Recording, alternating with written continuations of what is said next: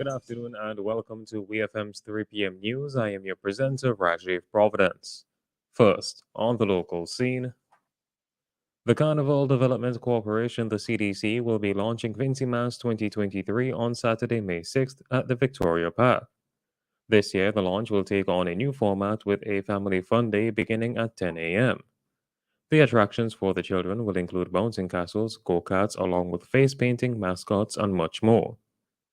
There will also be an area designated for adult games such as dominoes, draughts, and a pool table will be positioned for the day.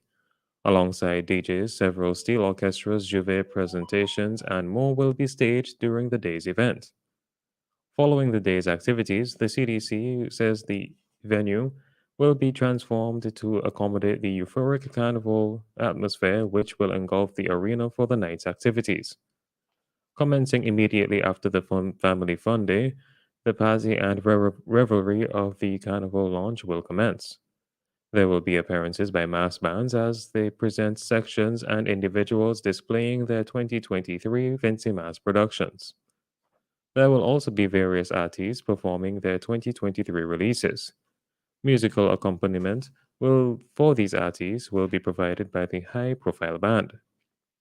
Private promoters will be invited to do promotions for their upcoming events during the day or night as per their choice. Vintimas caravans with whistle stops along the way will also be a part of the launch activities. The Windward Islands Lotteries has generously donated US $20,000 to assist with alleviating some of the costs of the World Pediatric Project's efforts to effectively fulfill the commitment made to the local and regional families in providing critical and sometimes urgent pediatric health care. The World Pediatric Project is a non-profit organization that provides surgical and diagnostic specialized health care for children here in SVG and those in the Eastern Caribbean. According to an official release, this donation is double the amount that was previously donated to WPP, as they are anticipating and actively working towards increasing overall capacity and assessing more children in less time. Since the start of the year, WPP has hosted 6 surgical and diagnostic teams in SVG, namely general surgery, speech and language therapy, cardiology, ophthalmology, reconstructive plastic surgery, and physical therapy. Still on the local scene, there are now 41 new graduates of the Entrepreneurial Essentials and Social Skills Program, coordinated by the Adult and Continuing Education Division DACE. The graduates are inmates of the Belle Isle Correctional Facility. At an official ceremony held on Wednesday, April 19th, the participants received certificates after successfully completing the year-long program. The program aims to provide capacity building mechanisms by which inmates can develop necessary skills and the knowledge that will equip them to better transition back to civilian life once they have left the rehabilitation facility. The program covered areas such as money management and customer service.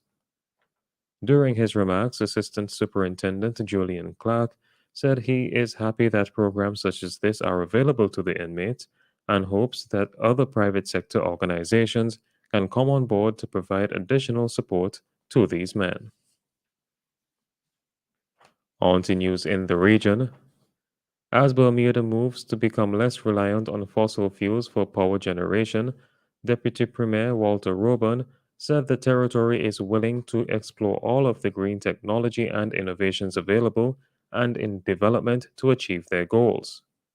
Speaking at the Island Finance Forum 2023 opening session, Robin said Bermuda, like many other small island communities across the world, is on the front line of feeling the effects of climate change and has been doing their part to become environmentally sustainable, even though it is not a major contributor to the problem.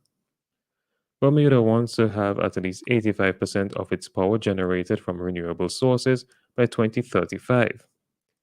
Rubin, who is also Bermuda's Minister of Home Affairs, said the island is on the path to achieving the goal of 21 megawatts of solar energy by 2035.